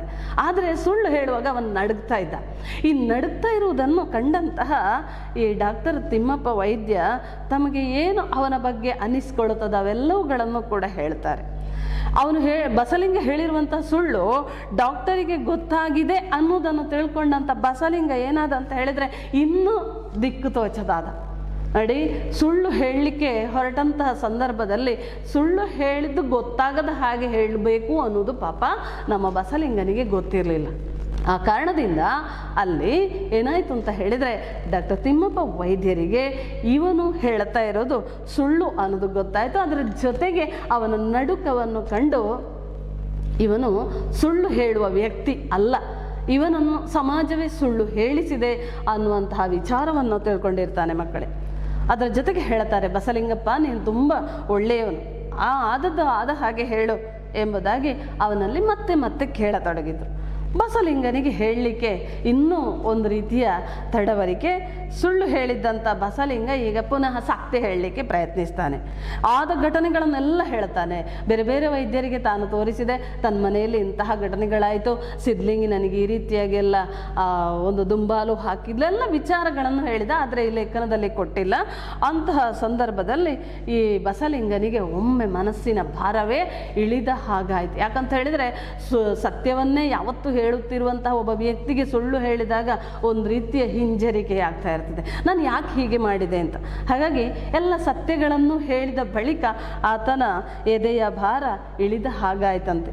ಹೇಗಾದರೂ ಮಾಡಿ ನನಗೆ ಇನ್ನೊಂದು ಸಲ ಆಪರೇಷನ್ ಮಾಡಿಬಿಡ್ರೆ ನಾನು ಇನ್ನು ಮುಂದೆ ನಿಮ್ಮ ಮಾತು ಮೀರುವುದಿಲ್ಲ ಎಂಬುದಾಗಿ ಪುನಃ ಬಸಲಿಂಗ ಯಾರಿಗೆ, ಡಾಕ್ಟರ್ ತಿಮ್ಮಪ್ಪ ವೈದ್ಯರಿಗೆ ಹೇಳಿದ. ತಿಮ್ಮಪ್ಪನಿಗೆ ಈ ಬಸಲಿಂಗನನ್ನು ಕಂಡ್ರೆ ಬಹಳ ಒಂದು ಪ್ರೀತಿ ವಿಶ್ವಾಸ. ಯಾಕಂತ ಹೇಳಿದರೆ ಅವನಲ್ಲಿ ಮುಗ್ಧತೆ ಕಾಣ್ತಾ ಇರ್ತದೆ. ಆ ಮುಗ್ಧತೆಗೋಸ್ಕರ ಅವನ ಬಗ್ಗೆ ಚೆನ್ನಾಗಿ ಅರ್ಥ ಮಾಡ್ಕೊಂಡಿದ್ದ ಮಕ್ಕಳೇ. ಹೀಗೆ ಬಸಲಿಂಗ ಹೇಳಿದ್ದಕ್ಕೆ ತಿಮ್ಮಪ್ಪ ತಲೆಯಲ್ಲಾಡಿಸ್ತಾರೆ. ಇನ್ನೊಂದು ಆಪರೇಷನ್ ಮಾಡ್ತೇನೆ, ಏನೂ ಆಗೋದಿಲ್ಲ, ಈಗಿರುವ ಗಾಯಕ್ಕೆ ನಾನು ಔಷಧಿ ಕೊಡ್ತೇನೆ, ತಪ್ಪದೆ ಹಚ್ಚಿಕೋ ಅಂತ ಹೇಳಿದರು. ಅದನ್ನು ಒಪ್ಪಿಕೊಂಡ ಬಸಲಿಂಗ ಅದೇ ರೀತಿಯಾಗಿ ಮಾಡ್ತೇನೆ ಅಂತ ಬರ್ತಾನೆ. ಆದರೆ ಮನೆಗೆ ಬಂದ ತಕ್ಷಣ ಅವನಿಗೆ ಒಂದು ರೀತಿ ವೈದ್ಯನ ಬಗ್ಗೆ ಸಿಟ್ಟು ಬಂತು. ತನ್ನ ಜಾತಿಯನ್ನೇ ಕೆಡಿಸಿದಂಥ ಈ ತಿಮ್ಮಪ್ಪ ತನ್ನ ಬಗ್ಗೆ ಯಾಕೆ ನಿರ್ಲಕ್ಷ್ಯವನ್ನು ಬೆಳೆಸ್ಕೊಳ್ತಾ ಇದ್ದಾನೆ ಎಂಬುದಾಗಿ ಅವನ ಮನಸ್ಸಿಗೆ ಬಂದಿತು. ಒಂದು ನೋಡಿ, ವೈದ್ಯನ ಬಳಿ ಇದ್ದಾಗ ಆಗ್ತಾ ಇರುವಂತಹ ಭಾವನೆಗಳು ಅವನ ಮನೆಗೆ ಬಂದ ಮೇಲೆ ಆಗ್ತಾ ಇರುವಂಥ ಭಾವನೆಗಳು ಎಷ್ಟು ವ್ಯತ್ಯಾಸವನ್ನು ಹೊಂದಿಕೊಂಡಿರ್ತದೆ ಅಂತ. ಒಂದು ಸ್ವಲ್ಪ ನೋವು ಕಡಿಮೆ ಆದ ತಕ್ಷಣ ವೈದ್ಯನ ಬಗ್ಗೆ ಬರ್ತಾ ಇರುವಂಥ ಭಾವನೆಗಳು, ಕಣ್ಣು ನೋವು ವಿಪರೀತ ಇರುವಾಗ ವೈದ್ಯನೇ ಗುಣಪಡಿಸಿದರೆ ಸಾಕು ಅನ್ನುವಂತಹ ಭಾವನೆಗಳು, ಇವೆಲ್ಲವುಗಳು ನಮ್ಮ ಬಸಲಿಂಗನಲ್ಲಿ ಇತ್ತು ಅನ್ನೋದನ್ನು ನಾವು ಗಮನಿಸ್ಕೊಳ್ಬಹುದು. ಆದದ್ದನ್ನೆಲ್ಲ ಇವ ಏನು ಮಾಡ್ತಾನಂತ ಹೇಳಿದರೆ ಬಸಲಿಂಗ ಬೇರೆಯವರ ಹತ್ರ ಎಲ್ಲ ಹೇಳ್ಕೊಂಡು ತಿಮ್ಮಪ್ಪನವರನ್ನು ಚೆನ್ನಾಗಿ ಟೀಕೆ ಮಾಡ್ತಾನೆ. ಅವನು ಕೆಳಗಿನ ಜಾತಿಯವನು ಅನ್ನೋದು ಗೊತ್ತಿದ್ದು ನನ್ನನ್ನು ಯಾಕೆ ಮುಟ್ಟಿದ, ಎಲ್ಲ ವಿಚಾರಗಳ ಬಗ್ಗೆ ಹೇಳಿದ. ಹೀಗೆ ಹೇಳುತ್ತಾ ಹೋದ ಹಾಗೆ ತಾನು ತಿರುಚಿ ಹೇಳುತ್ತಿರುವುದೇ ಸತ್ಯವಿರುವುದಾಗಿ ಕೂಡ ನಂಬಿದ. ಒಟ್ಟಿನಲ್ಲಿ ಅವನ ಮನಸ್ಸು ಅಲ್ಲೋಲ ಕಲ್ಲೋಲವಾಗಿದೆ, ಗೊಂದಲದ ಪರಿಸ್ಥಿತಿಯಲ್ಲಿದೆ. ಒಮ್ಮೆ ಡಾಕ್ಟರ್ ತಿಮ್ಮಪ್ಪ ವೈದ್ಯನವರು ಕೊಟ್ಟಿರುವಂತಹ ಸಲಹೆಗಳೇ ಉತ್ತಮ ಅನ್ನೋದನ್ನು ಅರ್ಥ ಮಾಡ್ಕೊಳ್ತಾನೆ. ಇನ್ನೊಮ್ಮೆ ತನ್ನ ವರ್ಗದ ವಿಚಾರಗಳೇ ಶ್ರೇಷ್ಠ ಅನ್ನೋದನ್ನು ಕೂಡ ಅರ್ಥ ಮಾಡ್ಕೊಳ್ತಾನೆ. ಒಮ್ಮೊಮ್ಮೆ ಇಡೀ ದಿವಸ ತನಗೆ ಏನು ಅರ್ಥ ಆಗದಂತಹ ರೀತಿಯಲ್ಲಿ ಕೂತ್ಕೊಳ್ತಾನೆ. ಅವನ ಹಾಗೆ ಇರ್ತಾನೆ. ಒಂದು ರೀತಿ ಮಾನಸಿಕವಾದಂತಹ ಹಿಂಸೆ ಉಂಟಾದಾಗ ಮಾನವ ಹೇಗಿರ್ತಾನೋ ಅದೇ ರೀತಿಯ ಪರಿಸ್ಥಿತಿ ನಮ್ಮ ಬಸಲಿಂಗನದ್ದು ಅನ್ನೋದನ್ನು ಕೂಡ ಇಲ್ಲಿ ನಾವು ತಿಳ್ಕೊಳ್ಬೋದು. ಅದರ ಜೊತೆಗೆ ಅವನು ಇನ್ನೊಂದು ಯೋಚಿಸ್ತಾನೆ. ಅವನ 2 ಎತ್ತುಗಳಿವೆ ಅಲ್ವಾ, ಆ ಎತ್ತುಗಳು ಸರಿಯಾಗಿ ದುಡಿತಾ ಇಲ್ಲ, ಅದನ್ನು ಸಾಟಿ ಮಾಡಲಿಲ್ಲ, ವಿನಿಮಯ ಮಾಡ್ಕೊಳ್ಳಿಲ್ಲ, ಅದಲು ಬದಲು ಮಾಡ್ಕೊಳ್ಳಿಲ್ಲ. ಅದರ ಬಗ್ಗೆ ಅವ ಯೋಚಿಸ್ತಾನೆ. ನಾನು ಇಷ್ಟೆಲ್ಲ ಸುಳ್ಳನ್ನೆಲ್ಲ ಯೋಚಿಸ್ತಾ ಇರ್ತೇನಲ್ಲ, ಈ ಸುಳ್ಳುಗಳು ಎತ್ತಿನ ಸಾಟಿಗೆ ಅಥವಾ ವಿನಿಮಯಕ್ಕೆ ಅಥವಾ ಅದಲು ಬದಲಿಗೆ ಅನುಕೂಲವಾಗಬಹುದು ಅನ್ನೋದನ್ನು ಕೂಡ ಯೋಚಿಸ್ತಾನೆ. ಈ ರೀತಿಯಾಗಿ ಯೋಚಿಸ್ತಾ ಇದ್ದಂತಹ ಈ ಬಸಲಿಂಗನ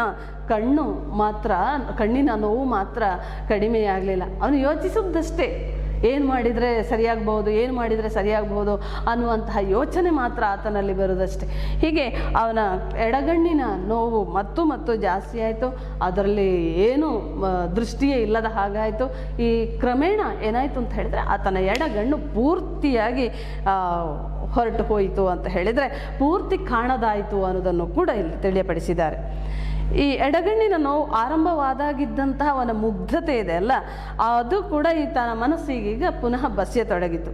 ಅದರ ಮಧ್ಯದಲ್ಲಿ ಏನಾಯಿತು ಅಂತ ಹೇಳಿದರೆ, ಎಡಗಣ್ಣು ದೃಷ್ಟಿಯೇ ಕಳೆದುಕೊಂಡ ನಂತರ ಬಲಗಣ್ಣಿನಲ್ಲಿ ಕೂಡ ನೋವು ಶುರುವಾಯಿತು. ಹಾಗಾಗಿ ಎಡಗಣ್ಣು ಪೂರ್ತಿ ಹೋಯಿತು, ಬಲಗಣ್ಣಿನಲ್ಲಿ ನೋವು ಪ್ರಾರಂಭವಾಯಿತು. ಈ ಸಲ ನಾನು ಏನಾದರೂ ಹೆಚ್ಚು ಧೈರ್ಯವನ್ನು ಪಡ್ಕೊಂಡಿದ್ದೇನೆ ಅನ್ನುವಂತಹ ರೀತಿಯಲ್ಲಿ ಬೇರೆ ಬೇರೆ ರೀತಿಯಾದಂತಹ ವೈದ್ಯರ ಬಳಿಗೆ ಹೋದ. ತನ್ನ ಕಣ್ಣನ್ನು ತೋರಿಸಿದ, ಅವರು ಹೇಳಿರುವಂತಹ ಔಷಧಿಗಳನ್ನೆಲ್ಲ ತೆಗೆದುಕೊಂಡ. ಅದರ ಜೊತೆಗೆ ಅವನಿಗೆ ಗೊತ್ತಿದ್ದಂಥ ಒಬ್ಬ ಲಿಂಗಾಯತ ಜಾತಿಯ ರಾಜಕಾರಣಿಯಾದಂಥ ರುದ್ರಪ್ಪನನ್ನು ಕೂಡ ಕರೆದುಕೊಂಡು ವೈದ್ಯರ ಬಳಿಗೆ ಹೋದ.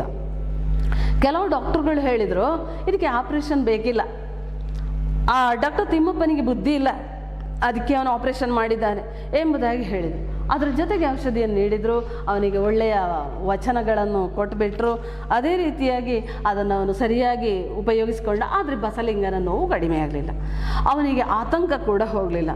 ಈ ಕಣ್ಣಿನ ರೋಗಕ್ಕೆ ಔಷಧಿ ಇದ್ದೇ ಇರುತ್ತದೆ ಎಂಬುದಾಗಿ ನಂಬತೊಡಗಿದ್ದ ಈ ಬಸಲಿಂಗ ಆಸುಪಾಸಿನಲ್ಲಿ ಅಥವಾ ಅವನ ಸುತ್ತಮುತ್ತ ಇದ್ದ ಎಲ್ಲ ಡಾಕ್ಟರ್ಗಳನ್ನು ಕೂಡ ನೋಡಿದ. ಕೊನೆಗೆ ತನ್ನ ಈ ರೀತಿಯ ಉಡಾಫಿಯ ಶೈಲಿಯಲ್ಲೇ ತಿಮ್ಮಪ್ಪನವರನ್ನು, ಡಾಕ್ಟರ್ ತಿಮ್ಮಪ್ಪ ವೈದ್ಯರನ್ನು ಕೂಡ ನೋಡಿದ. ತಿಮ್ಮಪ್ಪರ ಬಳಿಗೆ ಪುನಃ ಹೋದಂತಹ ಈ ಬಸಲಿಂಗನ ಮಾತು ಸ್ವಲ್ಪ ಗಟ್ಟಿಯಾಗಿಯೇ ಇತ್ತು. ಅದನ್ನು ಅವನಲ್ಲಿದ್ದಂತಹ ಬದಲಾವಣೆಗಳನ್ನು ಡಾಕ್ಟರ್ ತಿಮ್ಮಪ್ಪ ವೈದ್ಯ ಗಮನಿಸಿದರು. ಅವನು ತನಗೆ ಗೊತ್ತಿಲ್ಲದ ಹಾಗೆ ಒಬ್ಬ ಸಣ್ಣ ವ್ಯಕ್ತಿಯಾಗಿದ್ದ, ತನ್ನ ಬುದ್ಧಿವಂತಿಕೆಯಿಂದಲೇ ಸಣ್ಣ ವ್ಯಕ್ತಿಯಾಗಿದ್ದ ಅನ್ನೋದನ್ನು ಕೂಡ ಡಾಕ್ಟರ್ ತಿಮ್ಮಪ್ಪ ವೈದ್ಯ ಅರ್ಥ ಮಾಡಿಕೊಂಡ್ರು. ಹೀಗೆ ಅವನ ಕಾಯಿಲೆ ದೇಹದ ಮಟ್ಟದಿಂದ ಮಾನಸಿಕ ಅಂತ ಹೇಳಿದರೆ ಮನಸ್ಸಿಗೆ ಕೂಡ ಅಂಟಿಕೊಂಡಿತ್ತು ಅನ್ನೋದನ್ನು ಇಲ್ಲಿ ಡಾಕ್ಟರ್ ತಿಮ್ಮಪ್ಪ ವೈದ್ಯ ಅರ್ಥ ಮಾಡ್ಕೊಳ್ತಾರೆ. ತಿಮ್ಮಪ್ಪ ವೈದ್ಯ ಬಸಲಿಂಗನಲ್ಲಿ ಹೇಳ್ತಾರೆ, ಬಹಳ ನೋವಿನಿಂದಲೇ ಹೇಳ್ತಾರೆ, ಬಸಲಿಂಗಪ್ಪ, ನಾನು ನಿನ್ನನ್ನು ಮುಟ್ಟಿದ್ದು ಒಬ್ಬ ಡಾಕ್ಟ್ರಾಗಿ, ಆದರೆ ನಿನ್ನಂತಹ ಮುಗ್ಧನಾದಂಥ ಮನುಷ್ಯನಲ್ಲಿ ಕೂಡ ಈ ನನ್ನ ಮುಟ್ಟುವಿಕೆ ನಾನು ಊಹಿಸದೇ ಇದ್ದದ್ದನ್ನು ಮಾಡಿದೆ.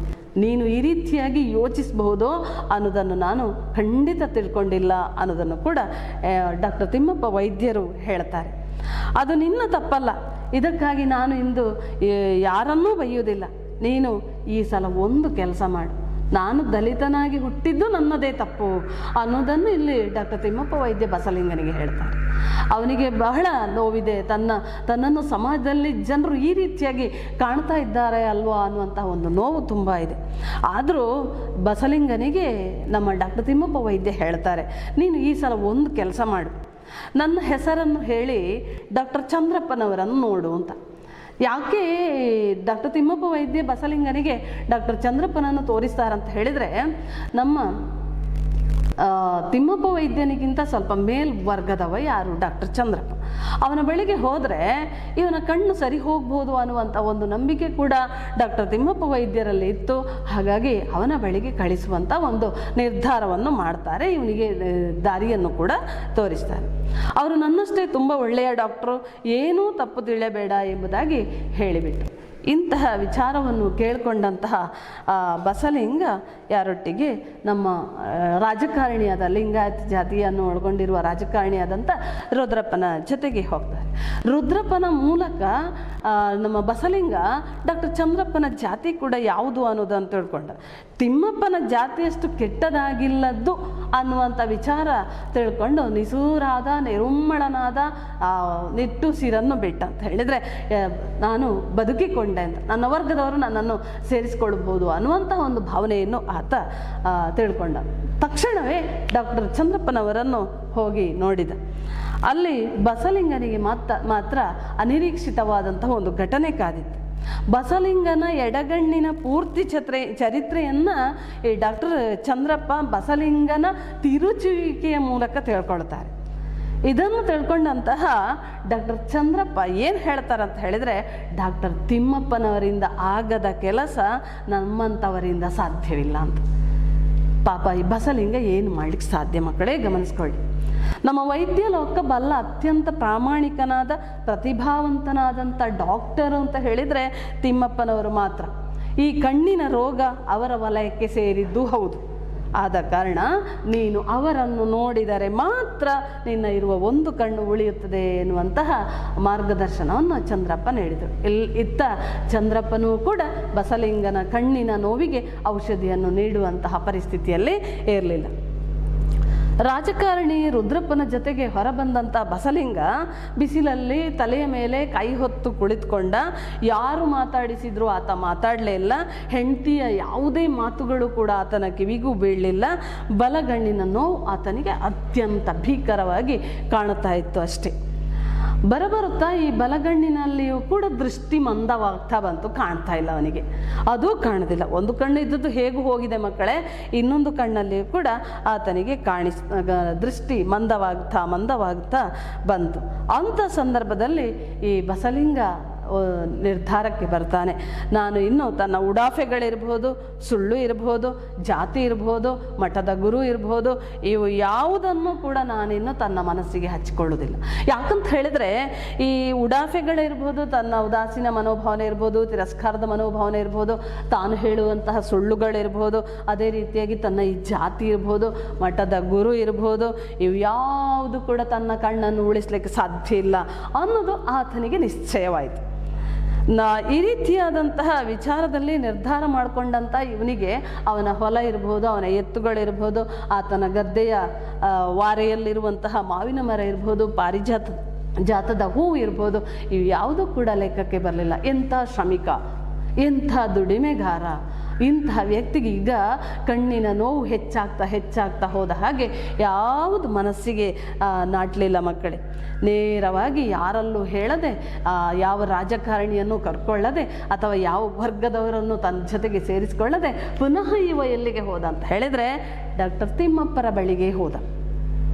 ತಿಮ್ಮಪ್ಪರ ಬಳಿಗೆ ಹೋಗಿ ಅವನ ಎದುರುಗಡೆ ನಿಂತ್ಕೊಂಡ. ನೋವು ತುಂಬಿದಂತಹ ಬಲಗಣ್ಣಿನಲ್ಲಿ ಕಂಬನಿ ಸುರಿತಾ ಇತ್ತು ಅಂತ. ಎಡಗಣ್ಣು ಪೂರ್ತಿ ಹೋಗಿತ್ತು, ಬಲಗಣ್ಣಲ್ಲಿ ಕಣ್ಣಿನಿಂದ ನೀರು, ಪ್ಲಸ್ ಪನಿ, ಕಣ್ಣಿನಿಂದ ಹನಿಗಳು ಒಂದೊಂದಾಗಿಯೇ ಸುರಿತಾ ಇತ್ತು. ತಿಮ್ಮಪ್ಪನವರ ಕೈ ಹಿಡ್ಕೊಂಡ, ಅವರನ್ನು ಅಪ್ಪಿಕೊಂಡು ಗಟ್ಟಿಯಾಗಿ ಅಳತೊಡಗಿದ. ತಿಮ್ಮಪ್ಪ ಚಲಿಸಲಿಲ್ಲ, ಮೊದಲು ಮಾಡಿದ ಹಾಗೆ ಮಾಡಲಿಲ್ಲ, ತಲೆ ನೇವರಿಸಲಿಲ್ಲ. ಉಸಿರು ಹತೋಟಿಗೆ ಬಂದಾಗ ಬಸಲಿಂಗ ತಿಮ್ಮಪ್ಪನಲ್ಲಿ ಏನೇನೋ ಬಡಬಡಿಸ್ತಾ ಇದ್ದಾನೆ. ಅದು ತಿಮ್ಮಪ್ಪನಿಗೆ ಮಾತ್ರ ಗೊತ್ತಾಗುವಂತಹ ರೀತಿಯಲ್ಲಿತ್ತು. ಈಗ ನಮ್ಮ ಬಸಲಿಂಗ ಎಲ್ಲವನ್ನು ಕೂಡ ಏನು ಮಾಡಿಬಿಟ್ಟಿದ್ದ ಅಂತ ಹೇಳಿದರೆ ಮರೆತು ಬಿಟ್ಟಿದ್ದ ಅನ್ನೋದನ್ನು ಕೂಡ ನಾವು ತಿಳ್ಕೊಳ್ಬೋದು. ಜಾತಿ ಇರ್ಬೋದು, ಮಠದ ಗುರು ಇರ್ಬೋದು, ಅದೇ ರೀತಿಯಾಗಿ ಆತನ ಸುಳ್ಳು ಇರ್ಬೋದು, ಇವೆಲ್ಲವುಗಳನ್ನು ಮರೆತು ಬಿಟ್ಟಿದ್ದ ಅನ್ನೋದನ್ನು ಕೂಡ ನಾವು ತಿಳ್ಕೊಳ್ಬೋದು. ಈಗ ಅವನ ಒಂದೇ ಒಂದು ಉದ್ದೇಶ ಏನು ಅಂತ ಹೇಳಿದರೆ ತನ್ನ ಕಣ್ಣಿನ ನೋವನ್ನು ಹೇಗಾದರೂ ನಾನು ಗುಣಪಡಿಸಿಕೊಳ್ಳುವುದು. ಅದು ಡಾಕ್ಟರ್ ತಿಮ್ಮಪ್ಪ ವೈದ್ಯರಿಂದಲೇ ಮಾತ್ರ ಸಾಧ್ಯ ಅನ್ನೋದನ್ನು ಆತ ತಿಳ್ಕೊಂಡಿದ್ದ. ಎದುರಿಗೆ ಕುಳಿತಿರುವಂತಹ ಬಸಲಿಂಗನನ್ನು ತಿಮ್ಮಪ್ಪ ದೃಷ್ಟಿ ತೆಗೆಯದೆ ನೋಡ್ತಾ ಇದ್ದ. ಆತನನ್ನು ತಾವು ಇಷ್ಟಪಡೋದಕ್ಕೆ ಕಾರಣ ಯಾಕೆ, ಏನು ಅನ್ನೋದನ್ನು ಕೂಡ ಚಿಂತಿಸಿದರು. ತಿಮ್ಮಪ್ಪನಿಗೆ ಬಸಲಿಂಗನನ್ನು ಕಂಡ್ರೆ ಬಹಳ ಒಂದು ಪ್ರೀತಿ, ವಿಶ್ವಾಸ, ಆತನ ಮುಗ್ಧ ಮನೋಭಾವ ಇದೆಯಲ್ಲ, ಅದು ಯಾವತ್ತೂ ತಿಮ್ಮಪ್ಪರವರಿಂದ ಅಳಿಸಿ ಹೋಗ್ಲಿಕ್ಕೆ ಸಾಧ್ಯ ಇಲ್ಲ. ಅವನು ಎಷ್ಟೇ ನಗರದ ವೈದ್ಯನನ್ನು ಕಂಡುಕೊಳ್ಳಿ, ಎಷ್ಟೇ ಔಷಧಿಯನ್ನು ತಂದುಕೊಳ್ಳಿ, ಅದರ ಬಗ್ಗೆ ಅವನಿಗೆ ಬೇಸರವಿಲ್ಲ. ಈ ಬಸಲಿಂಗ ತುಂಬ ಒಳ್ಳೆಯವನು ಅನ್ನೋದೇ ಆತನ ಮನಸ್ಸಿನಲ್ಲಿತ್ತು. ಅದು ಆತನಲ್ಲಿ ಒಮ್ಮೆ ಇದ್ದು ಈಗ ಮರುಕಳಿಸಿ ಇರುವಂತಹ ಮುಗ್ಧತೆ ಇರಬಹುದು ಅಂತ ಹೇಳಿದರೆ, ಎಲ್ಲ ನನ್ನ ಬದಲಾವಣೆಗೆ ಡಾಕ್ಟರ್ ತಿಮ್ಮಪ್ಪ ವೈದ್ಯರು ಯೋಚಿಸ್ತಾರೆ, ನನ್ನ ಬದಲಾವಣೆಗೆ ಈ ಬಸಲಿಂಗನಲ್ಲಿರುವಂತಹ ಒಂದು ಮುಗ್ಧತೆ ಇರಬಹುದು ಎಂಬುದಾಗಿ ಯೋಚಿಸ್ತಾನೆ. ಅವನನ್ನು ಕಂಡ್ರೆ ಅವನ ಜಾತಿ ಯಾವುದಿರಬಹುದು ಎಂಬ ಪ್ರಶ್ನೆ ಕೂಡ ತಮ್ಮಲ್ಲಿ ಸುಳಿಯದಿದ್ದುದೂ ಇರಬಹುದು ಅಂತ. ಈಗ ಸಾಮಾನ್ಯವಾಗಿ ಡಾಕ್ಟರ್ ತಿಮ್ಮಪ್ಪ ವೈದ್ಯನಿಗೆ ಈ ರೀತಿಯಾದಂಥ ಒಂದು ಸಮಸ್ಯೆ ಮೊದಲು ಹುಟ್ಟು ಹಾಕಬೇಕಿತ್ತು. ಆದರೆ ಈ ಬಸಲಿಂಗನನ್ನು ಕಂಡಾಗ ಅವನು ಬೇರೆ ಜಾತಿಯವನು ಅನ್ನುವಂತಹ ಒಂದು ಮನೋಭಾವನೆಯು ಉಂಟಾಗಲಿಲ್ಲ ಅನ್ನುವುದನ್ನು ಕೂಡ ಹೇಳ್ತಾ ಇದ್ದಾರೆ. ಯಾರು ತಿಮ್ಮಪ್ಪನ ಒಂದು ವಿಶೇಷತೆಯನ್ನು ಇಲ್ಲಿ ಲೇಖಕರು ಗುರುತಿಸ್ತಾ ಇದ್ದಾರೆ. ಮನುಷ್ಯನ ನೋವಿಗಿರ್ಬೋದು, ಮನುಷ್ಯನ ಈ ರೀತಿಯಾದಂತಹ ತೊಳಲಾಟಕ್ಕಿರ್ಬೋದು, ಮನುಷ್ಯನಿಗೆ ಸಾಧ್ಯವಾಗುವಂತಹ ಸಣ್ಣತನಕ್ಕಿರ್ಬೋದು ಅಥವಾ ಒಳ್ಳೆಯತನಕ್ಕಿರ್ಬೋದು, ಇವೆಲ್ಲವುಗಳಿಗೆ ಈ ರೀತಿಯಾದಂಥ ಒಂದು ಬದಲಾವಣೆಗೆ ಬೇರೆ ಬೇರೆ ರೀತಿಯಾದಂತಹ ಕಾರಣಗಳು ಇರ್ಬೋದು ಅನ್ನೋದನ್ನು ಕೂಡ ತಿಮ್ಮಪ್ಪ ವೈದ್ಯರು ತನ್ನ ಮನಸ್ಸಿನಲ್ಲೇ ಯೋಚಿಸ್ತಾ ಇದ್ದಾರೆ. ಇಷ್ಟೆಲ್ಲ ಯೋಚಿಸಿದ ಬಳಿಕ ಡಾಕ್ಟರ್ ತಿಮ್ಮಪ್ಪ ವೈದ್ಯರಿಗೆ ಬಸಲಿಂಗನ ಮೇಲೆ ಮತ್ತು ಪ್ರೀತಿ, ಕರುಣೆ ಉಂಟಾಗ್ತಾ ಇರ್ತದೆ. ಬಸಲಿಂಗ ವೈದ್ಯರನ್ನು ಗಮನಿಸ್ತಾನೆ. ಅವರ ನಿಶ್ಚಲ ಚಲಿಸದೇ ಇರುವಂತಹ ಕಣ್ಣುಗಳನ್ನೇ ನೋಡ್ತಲೇ ಇದ್ದ. ತಿಮ್ಮಪ್ಪನವರ ಕಣ್ಣಲ್ಲಿ ತೇವ ಒಸರತೊಡಗಿತು, ಕಣ್ಣೀರು ಬರತೊಡಗಿತು. ತಾನು ಯಾಕೆ ಇವನಿಗೆ ಹೀಗೆಲ್ಲ ಮಾಡಿದೆ, ಅದೇ ರೀತಿಯಾಗಿ ನಾನು ಯಾಕೆ ಇವನ ಪ್ರತಿಯೊಂದು ಮಾತಿಗೂ ಉತ್ತರಿಸ್ತಾ ಇಲ್ಲ, ಸಮಾಜ ನನ್ನನ್ನು ಯಾಕೆ ದಲಿತ ಎಂಬುದಾಗಿ ಶೋಷಿಸ್ತಾ ಇದೆ, ನಾನೊಬ್ಬ ವೈದ್ಯನಾದರೂ ನನಗೆ ಸಮಾಜದಲ್ಲಿ ಯಾಕೆ ಗೌರವವಿಲ್ಲ, ಇದನ್ನೆಲ್ಲ ಯೋಚಿಸ್ತಾನೆ. ಅದೇ ರೀತಿಯಾಗಿ ಯೋಚಿಸ್ತಾ ಬಸಲಿಂಗನ ಯೋಚನೆಯ ಬಗ್ಗೆಯೂ ಈ ತಿಮ್ಮಪ್ಪನಿಗೆ ಯೋಚನೆಗಳು ಉಂಟಾಗ್ತಾ ಕಣ್ಣಲ್ಲಿ ನೀರು ಬರ್ತಾ ಇರ್ತದೆ. ಆ ಕಣ್ಣಲ್ಲಿ ತೇವ ಒಸರಿದಾಗ ಅದು ಪುನಃ ಕಂಬನಿ ಆಗಿಯೇ ಆಗ್ತದೆ. ಆ ಕಂಬನಿ ಆಗುವುದಕ್ಕಿಂತ ಮೊದಲು ಹೇಳ್ತಾರೆ ಯಾರು, ಡಾಕ್ಟರ್ ತಿಮ್ಮಪ್ಪ ವೈದ್ಯ ಬಸಲಿಂಗನಲ್ಲಿ, ಈ ಸಲ ನೀನು ತಲೆಗೆ ನೀರು ಖಂಡಿತ ಸೋಂಕಿಸಕೂಡದು, ಇನ್ನೊಂದು ಸಲ ಹೀಗೆ ಮಾಡಿ ಸುಳ್ಳು ಹೇಳಿ ಬರಬೇಡ ಅನ್ನೋದೇ ವೈದ್ಯರ ಮಾತಿನ ವಿಶೇಷತೆಯಾಗಿತ್ತು. ಹಿಂದೆ ಎಡಗಣ್ಣಿನ ಆಪರೇಷನ್ ಮಾಡುವಾಗಲೂ ಡಾಕ್ಟರ್ ತಿಮ್ಮಪ್ಪ ವೈದ್ಯ ಬಸಲಿಂಗನಿಗೆ ಹೇಳಿದರು ತಲೆಗೆ ನೀರು ಸೋಂಕಿಸಬಾರದು ಅಂತ, 2 ವಾರ ನೀನು ತಲೆಗೆ ನೀರು ಸೋಂಕಿಸಬೇಡ ಅಂತ. ಆದರೆ ಅದಕ್ಕೆ ತಲೆಯೆಲ್ಲ ಅಡಿಸಿ ಹೋಗಿದ್ದಾನೆ, ಆದರೆ ಅವನು ಬೇರೆ ಮಾಡಿದ್ದಾನೆ. ಅದಕ್ಕೆ ಈ ಸಲ ಪುನಃ ಹೇಳ್ತಾನೆ ಡಾಕ್ಟರ್ ತಿಮ್ಮಪ್ಪ ವೈದ್ಯ ಬಸಲಿಂಗನಲ್ಲಿ, ಈ ಸಲ ನೀನು ತಲೆಗೆ ನೀರು ಸೋಂಕಿಸಲೇ ಕೂಡದು, ಈ ಕಣ್ಣು ಸರಿ ಹೋಗುತ್ತೆ, ಇದ್ದ ಒಂದು ಬಲದ ಕಣ್ಣನ್ನಾದರೂ ನಿನಗೆ ಉಳಿಸ್ಕೊಳ್ಬಹುದು, ನಾನು ಹೇಳಿದಂಥ ಮಾತುಗಳನ್ನು ಚೆನ್ನಾಗಿ ಕೇಳ್ಕೊಳ್ಬೇಕು ಅನ್ನುವಂತಹ ರೀತಿಯಲ್ಲಿ ಡಾಕ್ಟರ್ ತಿಮ್ಮಪ್ಪ ವೈದ್ಯ ಬಸಲಿಂಗನಿಗೆ ಹೇಳಿ ಆ ಬಳಿಕ ಶಸ್ತ್ರಚಿಕಿತ್ಸೆಗೆ ಸಿದ್ಧತೆಯನ್ನು ಮಾಡಿಕೊಳ್ತಾರೆ. ಶಸ್ತ್ರಚಿಕಿತ್ಸೆಗೆ ಸಿದ್ಧತೆ ಮಾಡಿ ಆತನ ಬಲಗಣ್ಣಿನ ಆಪರೇಷನ್ ಕೂಡ ಮಾಡಿಬಿಡ್ತಾರೆ. ಬಲಗಣ್ಣಿನ ಆಪರೇಷನ್ ಮಾಡಿದಂತಹ ಈ ತಿಮ್ಮಪ್ಪ ವೈದ್ಯನ ಬಗ್ಗೆ ಬಸಲಿಂಗನಿಗೆ ಅತೀವವಾದಂತಹ ಪ್ರೀತಿ, ಅದೇ ರೀತಿಯಾಗಿ ಭಕ್ತಿ, ಗೌರವ ಇವೆಲ್ಲವುಗಳು ಕೂಡ ಉಂಟಾಗ್ತಾ ಇರ್ತದೆ. ಈಗ ನಮ್ಮ ಬಸಲಿಂಗ ಏನಾಗಿದ್ದಾನೆ ಅಂತ ಹೇಳಿದರೆ, ಸುಳ್ಳುಗಳಿಂದ ಮುಕ್ತನಾಗಿದ್ದ, ಬಿಡುಗಡೆಗೊಂಡಿದ್ದ.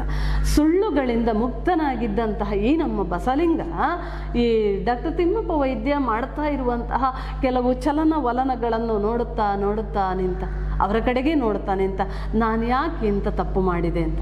ನಮಗೆ ಇಡೀ ಲೇಖನದಲ್ಲಿ ನಾವು ಏನನ್ನು ಗಮನಿಸಿಕೊಳ್ಳಬಹುದು ಮಕ್ಕಳೇ ಅಂತ ಹೇಳಿದರೆ, ಯಾವಾಗಲೂ ನಮಗೆ ತಪ್ಪು ಮಾಡಿದ ಮೇಲೆ ಪಶ್ಚಾತ್ತಾಪ ಉಂಟಾಗುವುದು, ಆದರೆ ತಪ್ಪು ಮಾಡೋದಕ್ಕಿಂತ ಮೊದಲು ನಾವು ಯೋಚಿಸುವುದೇ ಇಲ್ಲ.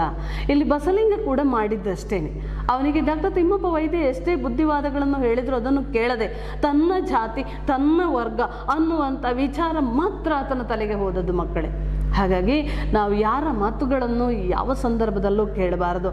ನಮ್ಮ ಆಲೋಚನೆಗಳು ಏನಿದೆ, ನಮ್ಮ ಧ್ಯೇಯತೆಗಳು ಏನಿದೆ, ನಮ್ಮ ಗುರಿಗಳು ಏನಿದೆ, ಅದರ ಬಗ್ಗೆ ಯೋಚನೆ ಮಾಡುತ್ತಾ ತಮ್ಮ ಬದುಕನ್ನು ರೂಪಿಸಿಕೊಳ್ಬೇಕು. ಹೀಗಿದ್ರೆ ಮಾತ್ರವೇ ತಮ್ಮ ಬದುಕಿನಲ್ಲಿ ಯಶಸ್ಸನ್ನು ಕಾಣಲು ಸಾಧ್ಯ ಅನ್ನೋದನ್ನು ಕೂಡ ನಾವು ಈ ಲೇಖನದ ಮುಖೇನ ತಿಳ್ಕೊಳ್ಬಹುದು.